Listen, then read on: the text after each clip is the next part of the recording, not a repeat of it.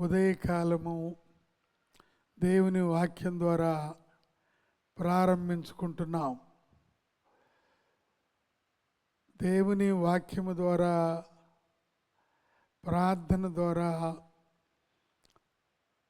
ఉదయకాలము ప్రారంభించుకొని ప్రార్థన ద్వారా, వాక్యము ద్వారా ఆ యొక్క దినాన్ని మనం ముగించినట్లయితే మన జీవితాల్లో ఎంతో ఆశీర్వాదము, నెమ్మది, కృప మనకు జరుగుతూ ఉంటుంది.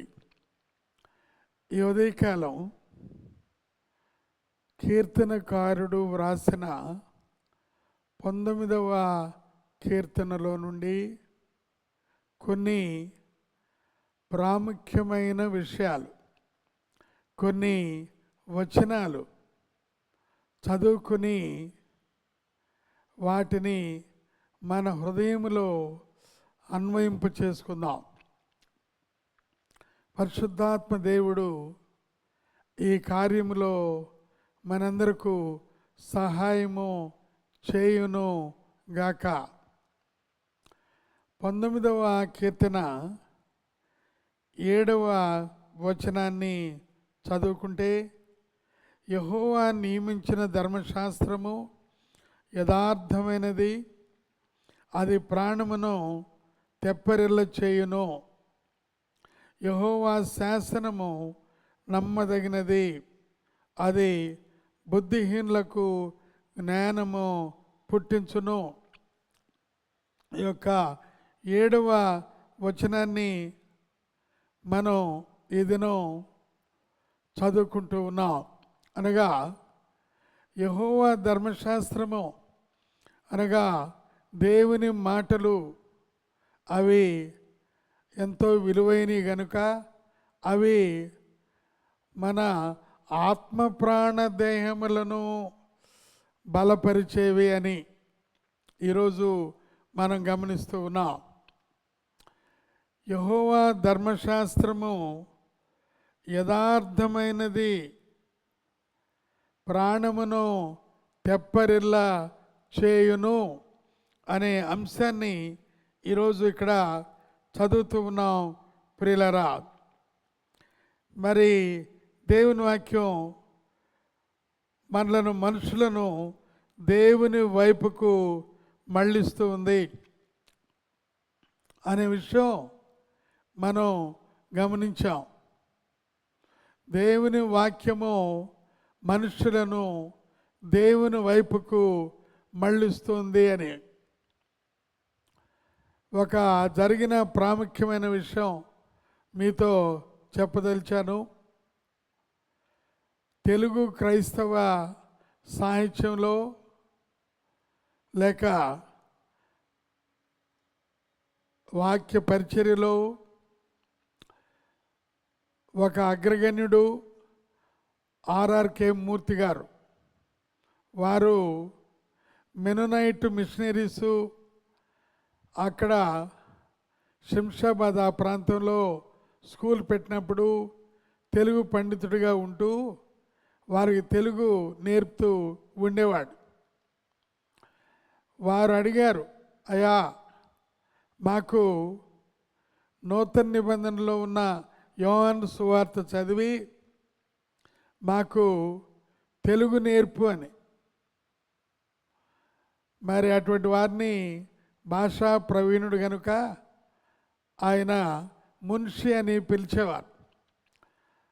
మరి తెలుగు నేర్పుతూ కూడా ఆయన వచ్చిన గొప్ప సామాజిక వర్గం మాది అని హృదయంలో మనసులో పెట్టుకుని ఈ బైబిల్లో ఎలాగైనా తప్పులు తడకగా ఈ తప్పులు వెదకాలని ఆయన ప్రయత్నం చేశాడు.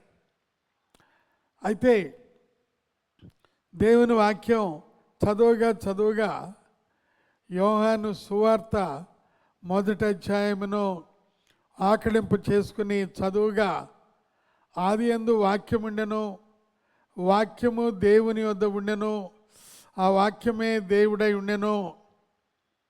ఆ వాక్యమే శరీరధారి అయి కృపా సత్య సంపూర్ణుడుగా మన మధ్య నివసించును అనే మాటలు ఆయన్ని పట్టుకుని ఆయన ఇలా అన్నాడు.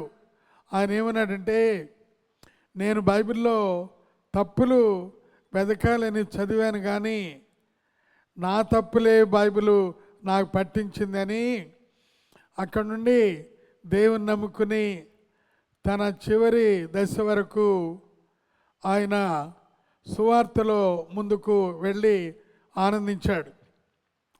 కాబట్టి ఈ 7వ వచనం చెప్తూ ఉంది, ధర్మశాస్త్రము యథార్థమైనది, బుద్ధిహీనులకు జ్ఞానం పుట్టించును. ఆల్బర్ట్ ఐన్స్టీన్ అనే ఆయన తెలియని వారు ప్రపంచంలో ఉండరు. ఆయన చిన్న క్లాసులకు వెళ్ళినప్పుడు దేనిలోనూ కూడా ఆయన చదవలేడు అని ఆ టీచర్ గారు ఒక ఉత్తరం వ్రాసి పంపారు. వాళ్ళ అమ్మకి ఇచ్చాడు చిన్నప్పుడు. దానిలో మీ అబ్బాయి చదవలేడు, మీ అబ్బాయి మరి మానసికంగా ఆయన అంగవైకల్యం కలిగిన వాడు, ఆయన్ని ఇంటిలోనే పెట్టుకోండి, ఆయన్ని అనవసరంగా పంపొద్దు అని చెప్పారు. తల్లి ఉత్తరం తీసుకొని కృంగిపోయి తన యొక్క పర్సులో పెట్టుకొని బహుగా వేదంతో ప్రార్థించగా ఎల్కేజీ, యూకేజీ 1, 2, 3, 4 ప్రార్థన ద్వారా అతనికి నేర్పి దాని సహాయం ద్వారా కొన్ని యంత్రాలు కూడా ఆయన నేర్చుకుని రాను రాను ఆయన మానసిక అంగవైకల్యుడు, పనికిరాడు అని చెప్పబడిన ఆల్బర్ట్ ఐన్స్టీన్ ఫిజిక్స్ శాస్త్రమును బహుగా ఆకళింప చేసుకుని ఫిజిక్స్ ద్వారా ప్రపంచంలో నూతన సూత్రాలు కనుగొని నోబెల్ ప్రైజు పొందిన తర్వాత కొంతకాలానికి ఆయన ఇంటిలో ఆ ఒక పర్సులో ఒక ఉత్తరం దొరికింది, వాళ్ళ అమ్మ పర్సులో. ఆ ఉత్తరం ఏంటని చూస్తే, అమ్మా మీ అబ్బాయి మానసికంగా అంగవైకల్యుడు, పనికిరాడు, స్కూలుకి పంపొద్దు.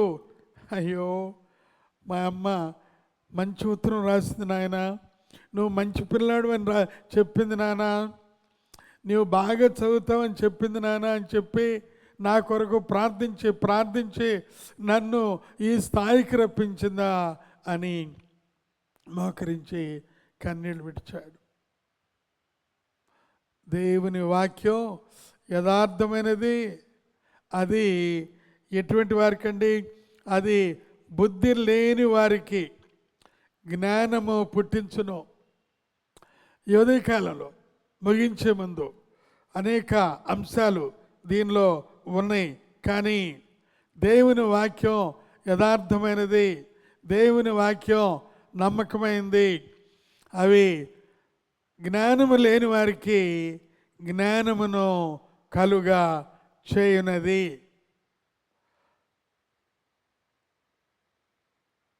విశాఖపట్నంలో ఒక స్టూడెంటు నత్తిగా చదువుతూ నువ్వు చదవలేవయ్యని అన్నారంట. చివరికి ఎల్ఈఎఫ్ చర్చికి వెళ్ళి దేవుని నమ్ముకుని రక్షించబడిన తర్వాత ఆయన ప్రార్థన చేయగా ఎంఎస్సి గోల్డ్ మెడలిస్టు అవటమే కాదు, ఈనాడు గంభీరమైన దేవుని సువార్తను అనార్గళంగా చెప్తూ ఉన్నారు. వారే పి విజయ్ కుమార్ దైవ జనులు. దేవునికి స్తోత్రం కలుగునుగాక. యెహోవా ధర్మశాస్త్రం యథార్థమైంది, యెహోవా ధర్మశాస్త్రం న్యాయమైనది, అది బుద్ధిహీనులకు జ్ఞానం కలుగు.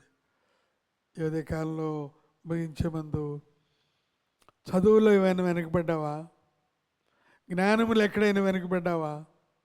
దేవుని వాక్యాన్ని చదవటమే కాదు, దేవుని వాక్యాన్ని ఎవరైతే నమ్ముతారో వారు జ్ఞానవంతులుగా మారుతారు. దేవుడి కొద్ది మాటలు మన జీవితంలో దీవించి ఆశీర్వదించును గాక. ఆమేన్. పరిశుద్ధుడా, ప్రేంగల పరలోకపు తండ్రి, నీ ధర్మశాస్త్రం యథార్థమైనది. నీ ధర్మశాస్త్రం వలన మాకు జ్ఞానం, నీ వాక్యం ద్వారా సరైన పద్ధతిలో మాకు చదువు రానప్పుడు బుద్ధిహీనులను జ్ఞానం పుట్టించునన్నావు కదా ప్రభా. ఆ గొప్ప కృప మాలో, నాలో, మా అందరిలో దాయిచేయండి. యేసయ్య పరిశుద్ధ నామంలో అడిగున్నాం మా తండ్రి. ఆమేన్. తండ్రి, కుమార, పరిశుద్ధాత్మ త్రియేక దేవుని ప్రేమ, కృప, సమాధానం మనందరికీ ఈ ఉదయకాలము వాక్య ధ్యానములో పాల్గొన్న ప్రతి వారికి తోడై ఉండి నడిపించును గాక. ఆమేన్.